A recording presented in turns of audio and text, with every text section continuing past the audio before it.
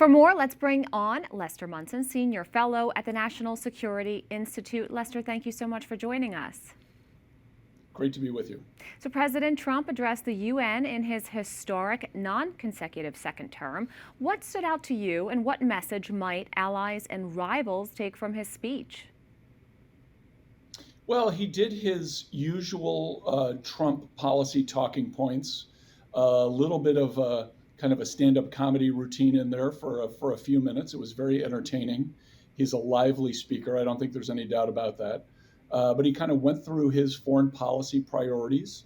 He talked about not relying on multilateral institutions and traditional aid programs. He talked about working hard to solve conflicts himself. He said that he has solved 7 wars. I think other people may count it differently, but point being, he's seeking to be a peacemaker, and that's certainly a good thing. Now, President Trump was extremely critical of the European Union and the United Nations itself, as you mentioned.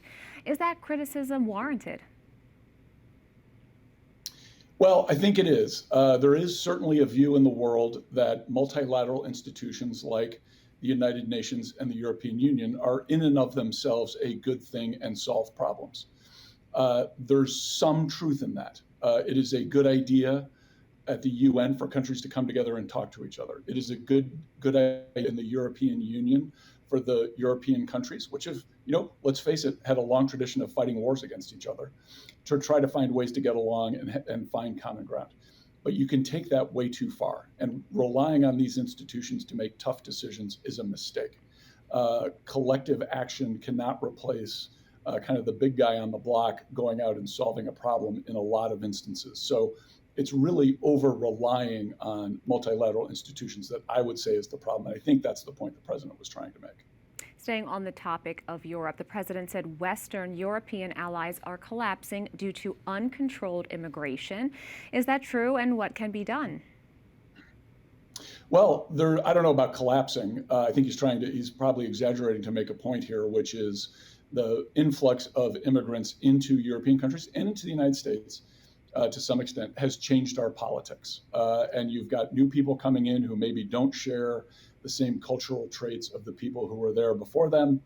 There's going to lead to ripple effects in politics. We're certainly seeing a different kind of politics in a lot of European countries today than we were 10, 20, 30 years ago. So his point of if you just open the floodgates and allow anyone to come in for any reason, there's going to be consequences for that is certainly true.